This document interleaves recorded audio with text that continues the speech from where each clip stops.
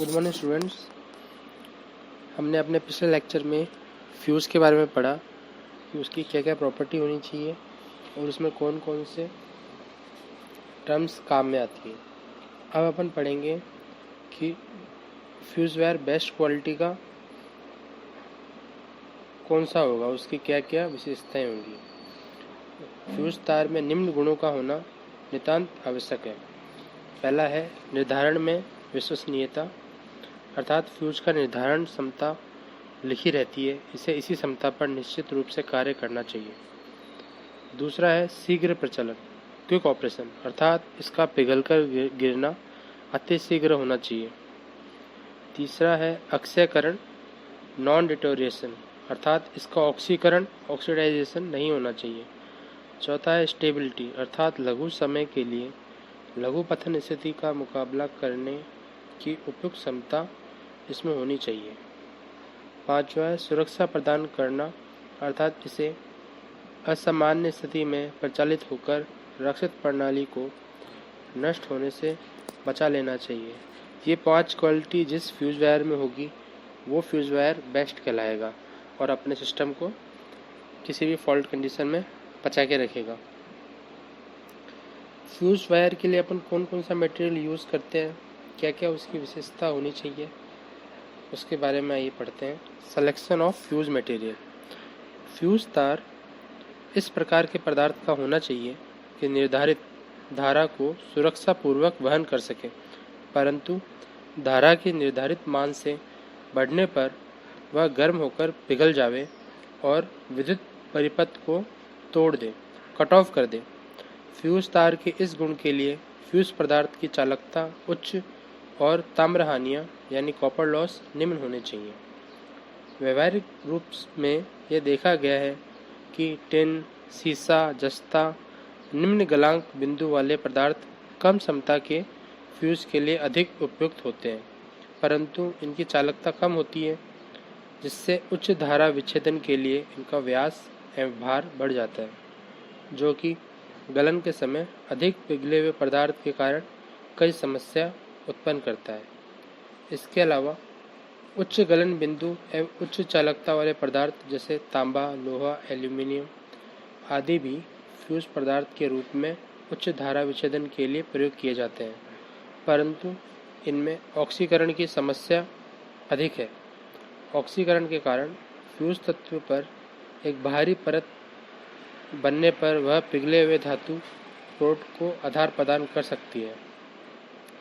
इसलिए जब अपन टिन, शीशा वगैरह यूज़ करते हैं तो उसके अंदर इनकी चालकता कम होती है और इनका रेटेड करंट वहन करने की क्षमता तक बनाने के लिए इनकी जो मोटाई होती है वो ज़्यादा करनी पड़ती है, और जब ये पिघलता है तो जितना भी पिघला हुआ मटेरियल होता है अगर वो ज़्यादा रहेगा तो वो उसके बेस पे जमा होगा, जो कि आगे डैमेज कर सकता है। इसी तरह अगर अपन तांबा, लोहा, एल्यूमिनियम आदि यूज़ करते हैं तो इनमें ऑक्सीडेशन की समस्या आती है। ऑक्सीडेशन होने से इनके ऊपर जंग लग जाता है और इनकी जो रेटेड कैपेसिटी है वो चेंज हो जाती है। रेटेड कैपेसिटी चेंज होने का मतलब है कि जिस करंट पे उसको वर्क करना चाहिए वो उससे दूसरे वैल्यू पे वर्क करता है, और इससे हमारे सिस्टम को क्षति पहुंच सकती है कि अगर उसने रेटेड कैपेसिटी पे काम नहीं किया तो इससे अपना सिस्टम रिस्क में आ जाएगा। इसलिए अपन को फ्यूज़ का मटेरियल ऐसा लेना चाहिए जिसमें ये दोनों ही समस्या ना आए। उच्च चालकता, न्यून प्रसार गुणांक एवं न्यून ऑक्सीकरण तथा न्यून सरण आदि गुणों के कारण चांदी, जिसे हम सिल्वर कहते हैं, फ्यूज़ के लिए सबसे अधिक उपयुक्त पदार्थ है। इसकी चालकता अधिक होती है और इसमें ऑक्सीकरण नहीं होता है। अतः कम धारा क्षमता के लिए सीसा 10 एम्पीयर तक या टिन की मिश्रित धातु, जिसमें 37% तो अपन सीसा रखेंगे व 63% टिन का प्रयोग करते हैं। इस प्रकार फ्यूज़ का गलन धारा सामान्य धारा की 1.6 गुना होती है, परंतु 10 एम्पीयर से अधिक क्षमता के लिए साधारणतः टिन किया हुआ तांबा प्रयोग किया जाता है। आजकल मूल्य उच्च होने के बावजूद भी उच्च धारा विच्छेदन के लिए चांदी का फ्यूज प्रयोग करने की प्रवृत्ति है। कुछ महत्वपूर्ण पदार्थों की प्रतिरोधकता एवं गलनांक निम्न प्रकार है। जैसे शीशा 326 डिग्री सेल्सियस पे गलने लगता है। जस्ता 420 डिग्री सेल्सियस पे, टिन 232 डिग्री सेल्सियस पे, चांदी 1.64 इंटू 10⁻⁸ डिग्री 960.5 डिग्री सेल्सियस पे गलता है। मतलब सबसे ज़्यादा जो कैपेसिटी है, सबसे ज़्यादा गलनांक बिंदु है, वो चांदी का है। जहाँ बहुत ही महंगे उपकरण काम में लिए जाते हैं फैक्ट्रीज और इंडस्ट्रीज में, जहाँ वहाँ पर चांदी, जो कि एक बहुत महंगी चीज़ है, उसको यूज़ किया जाता है, क्योंकि उसकी रिलायबिलिटी, सिलेक्टिविटी और जितनी भी बेस्ट क्वालिटीज़ अपन ने फ्यूज़ वायर के बारे में पढ़ी, वो सभी चांदी अपने अंदर रखती है।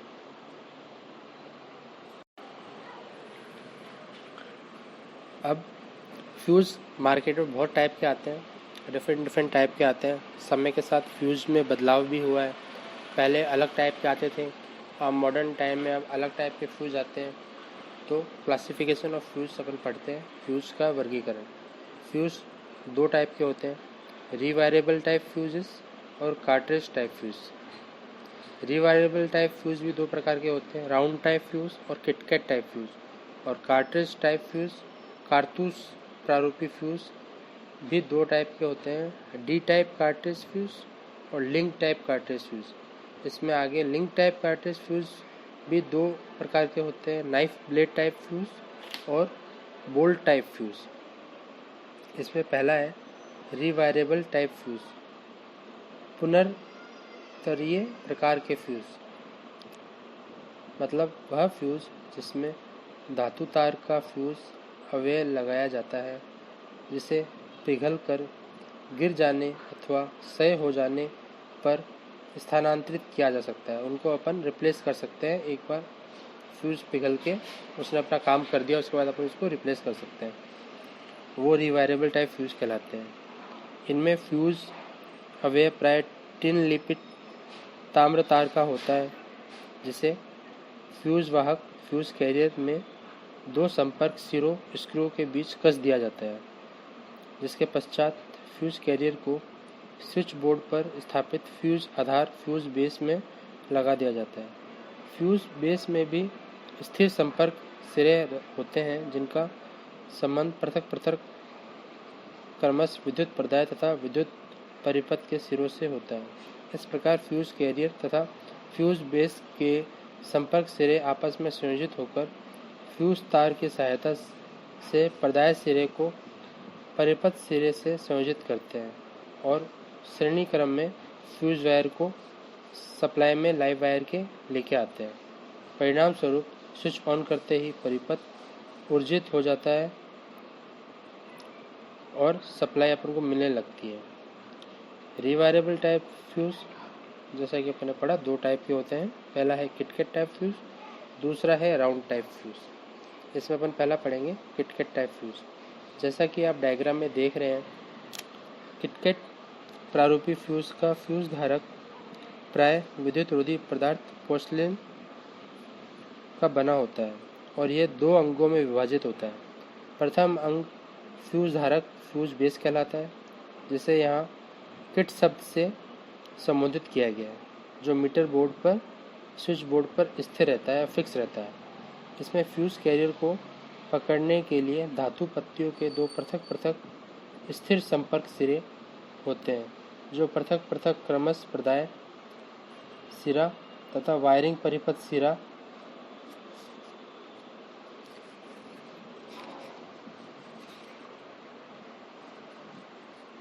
जाने वाला कला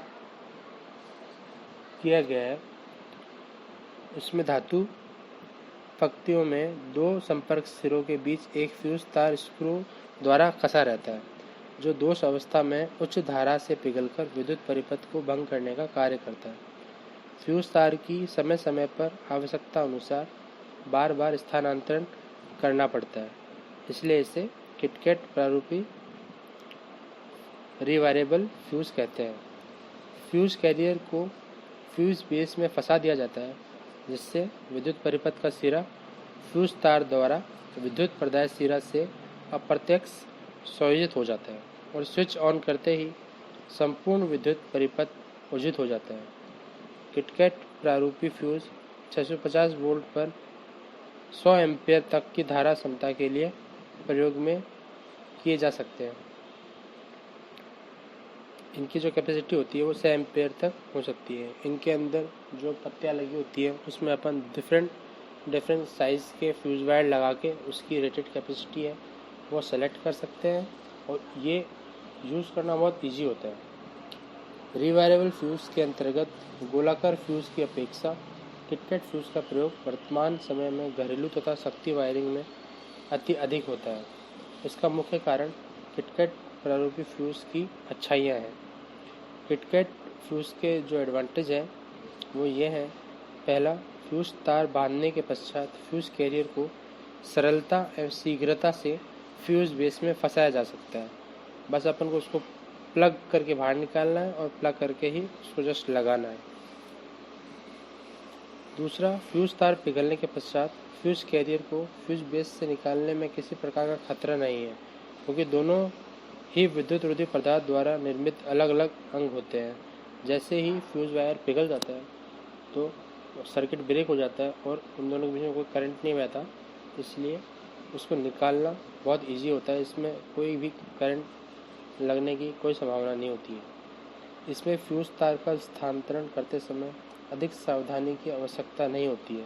अपन को बस फ्यूज़ वायर लेके दोनों तरफ की पट्टियों पे जस्ट घुमा के उसको बांध देना होता है और अपना फ्यूज़ रेडी हो जाता है। इसमें फ्यूज़ तार को बदलते समय मुख्य स्विच को ऑफ करने की आवश्यकता नहीं पड़ती, क्योंकि फ्यूज़ कैरियर को फ्यूज़ बेस से अलग करके फ्यूज़ तार बांधा जाता है। इसमें अपन को मेन सप्लाई बंद करने की ज़रूरत पड़ती नहीं है। अपन चालू सप्लाई में भी फ्यूज़ चेंज कर सकते हैं। इसमें कोई डैमेज नहीं होगा, इसमें कोई खतरे की बात नहीं है। इसलिए ये किटकैट फ्यूज़ बहुत फेमस है और घरों में यही काम में लिया जाता है, क्योंकि ये बहुत सेफ होता है। इसके बाद आता है राउंड फ्यूज़, गोलाकार फ्यूज़। रिवायरेबल टाइप में सेकंड टाइप जो है वो है राउंड फ्यूज़। पहला था किटकैट टाइप, दूसरा है राउंड फ्यूज़। गोलाकार फ्यूज़ का फ्यूज़ धारक पोर्सिलेन या बैकेलाइट पदार्थ की गोलाकार डिब्बे की आकृति का बना हुआ होता है, जैसा कि आप चित्र में देख रहे हैं, जिसमें दो पृथक पीतल तत्व ताम्र के स्क्रू युक्त संपर्क सिरे स्थापित रहते हैं। इसके बीच फ्यूज़ तार को बांधकर स्क्रू की सहायता से कस दिया जाता है। इस प्रकार के फ्यूज़ का प्रयोग निम्नलिखित कमियों के कारण आजकल अति कम होता है। मतलब जो राउंड फ्यूज़ है इसका उपयोग किटकैट फ्यूज़ की तुलना में कम होता है, क्योंकि गोलाकार फ्यूज़ के किसी एक सिरे का संबंध कलातार के सिरे से सदैव स्थायी रूप से बना रहता है, इसलिए दुर्घटना होने की संभावना अधिक होती है। इसके अंदर करंट आने की संभावना अधिक होती है चेंज करते समय। इनमें फ्यूज़ तार का स्थानांतरण रिप्लेसमेंट करने के लिए सर्वप्रथम मुख्य स्विच ऑफ करना पड़ता है, जबकि किटकैट टाइप के अंदर ये समस्या नहीं थी। अपन चालू लाइन में भी फ्यूज़ बदल सकते थे, अपन को मुख्य स्विच ऑफ करने की आवश्यकता किटकैट की नहीं पड़ती थी, मगर राउंड टाइप में अपन को पड़ती है। इनमें फ्यूज़ तार के पिघलते समय चिंगारी मतलब स्पार्किंग अधिक उत्पन्न होती है, जिससे फ्यूज़ के चालकीय सिरे समय से पूर्व ही खराब हो जाते हैं और फ्यूज़ व्यर्थ हो जाता है। दूसरे, इससे उत्पन्न चिंगारी कभी कभी दुर्घटना का भी कारण बन सकती है। ये रिस्की काम है राउंड फ्यूज़ को बदलना, क्योंकि इसमें चिंगारी निकलती है। एडवांटेज ऑफ रिवायरेबल फ्यूज़, ये स्थानांतरण के लिए सुगम होते हैं।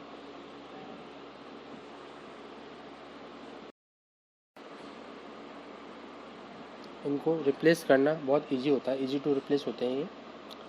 सीलिंग के लिए फ्यूज़ को ढलवा लोहे की पट्टियों में रखा जा सकता है। इनकी संरचना प्राय सिंपल होती है, इनकी जो कंस्ट्रक्शन होती है, मेकिंग होती है, बहुत सिंपल होती है, इसलिए इनकी कॉस्ट जो होती है वो भी कम होती है। पिघले हुए फ्यूज़ का स्थानांतरण करने के पश्चात इसे पुनः सेवा कार्य में लगाया जा सकता है। मतलब फास्ट अपन इसको निकाल के दूसरा फ्यूज़ लगा के तुरंत इसको अपन यूज़ कर सकते हैं बिना मेन सप्लाई बंद किए। इन्हें सामान्य प्रयोग में लाया जा सकता है, इनको घरेलू काम में अपन काम में ले सकते हैं और इसके लिए अपन को कोई प्रोफेशनल आदमी की भी ज़रूरत नहीं है, अपन घर में ही इसको चेंज कर सकते हैं। ये कीमत में अपेक्षाकृत सस्ते होते हैं इसे सावधानीपूर्वक स्विच ऑन की स्थिति में भी निकाला जा सकता है तथा लगाया जा सकता है। Drawback of rewireable fuse. प्रचलन में ये अधिक विश्वसनीय साबित नहीं होते हैं।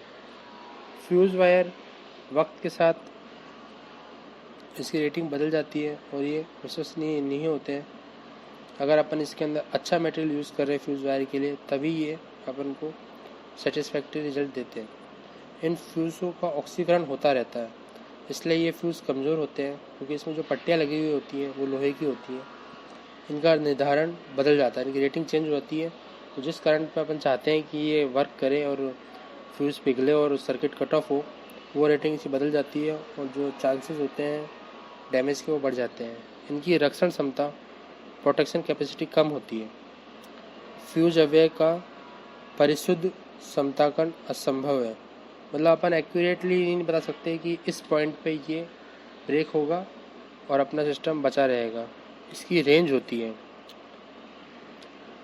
फ्यूज़ के चेंज के समय ये संभव है कि प्रतिस्थापित फ्यूज़ का तार उपयुक्त साइज़ का ना हो। मतलब जब अपन चेंज करते हैं तो इसमें साइज़ का ध्यान रखना पड़ता है और हो सकता है कि जब अपन इसको चेंज करें और अपन इसकी साइज़ दूसरी साइज़ का वायर ले लें तो इसकी रेटिंग कैपेसिटी चेंज हो जाएगी और भूलवश इसके अंदर जो कैपेसिटी चेंज होने से जो भी फॉल्ट के समय इसके अंदर दुर्घटना हो सकती है।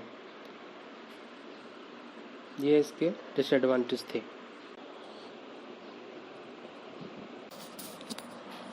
सेकेंड टाइप के जो फ्यूज़ अपन पढ़ते हैं जो मार्केट में अवेलेबल है वो आता है कार्ट्रिज टाइप फ्यूज़, कारतूस प्रारूपी फ्यूज़। जैसा कि अपन चित्र में देख सकते हैं, कारतूस फ्यूज़ में विद्युत रोधी पदार्थ पोर्सलिन, टाइल अथवा शीशे की बनी हुई एक बेलनाकार खोखली आर पार छिद्र वाली नली होती है, जिसे कारतूस कहते हैं। फ्यूज़ तार तथा पूरक पदार्थ का चूर्ण इस नली में भर दिया जाता है। तत्पश्चात नली के दोनों सिरे सुदृढ़ धातु टोपियों metal caps, brass end caps द्वारा पूर्ण रूप से सीलबंद कर दिए जाते हैं।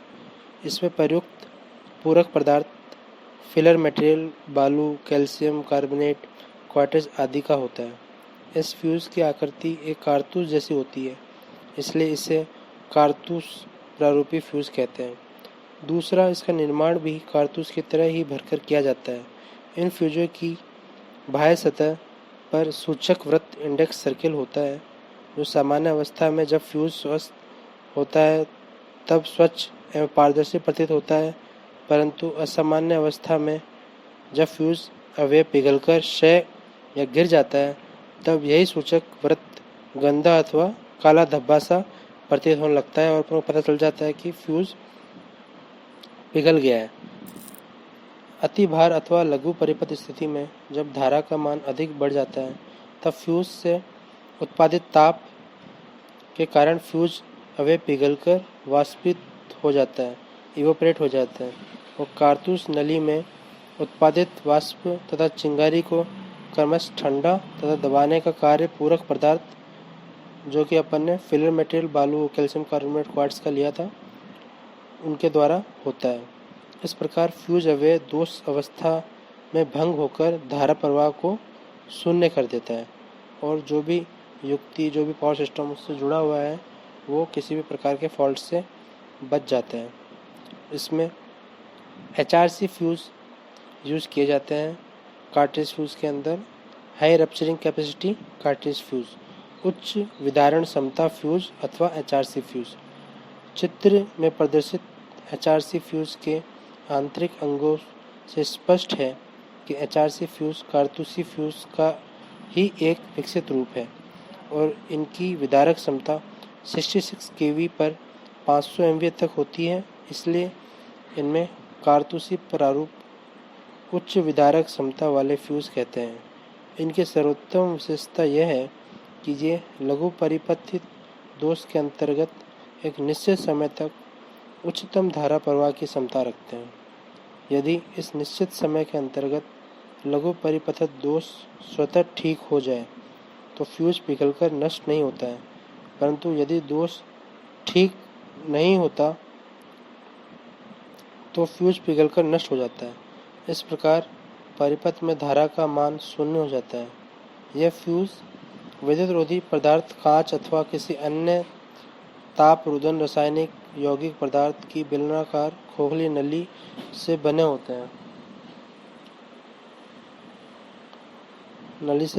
हैं जिसमें धारावाहक फ्यूज अवयव चांदी के साथ भरण पदार्थ फिलर मटेरियल का चूर्ण चारों ओर खाली स्थान में भरा होता है और नली के दोनों सिरे पीतल की सुदृढ़ टोपियों से पूर्ण रूपेण वायु रोधक सीलबंद होते हैं। इन्हीं सीलबंद पीतल की टोपियों से चांदी के तार वाला वह अवयव जुड़ा होता है।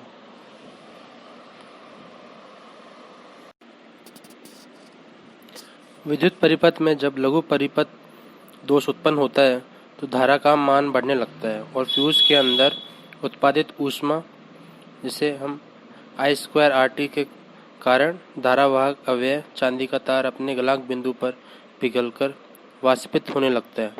जब फ्यूज अवयव चांदी का तार पिघलकर वाष्प बन जाता है तो फ्यूज के अंदर अधिक आर्क उत्पन्न होना प्रारंभ हो जाता है।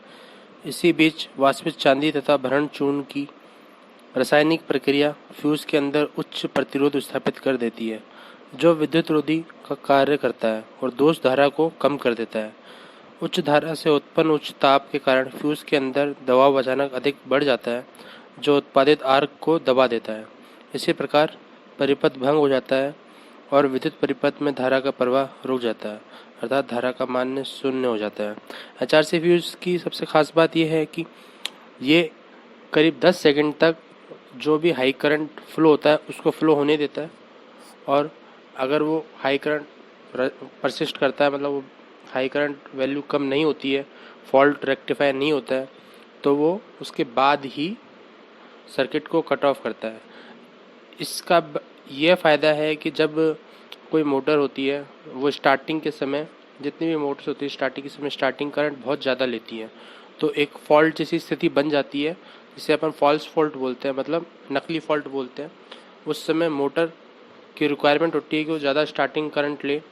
उस केस में HRC फ्यूज़ बहुत काम आता है, क्योंकि ये 10-12 सेकंड तक उस करंट को फ्लो होने देता है और फ्यूज़ ब्रेक नहीं करता, सर्किट ब्रेक नहीं करता, जिससे मोटर आराम से स्टार्ट हो जाती है।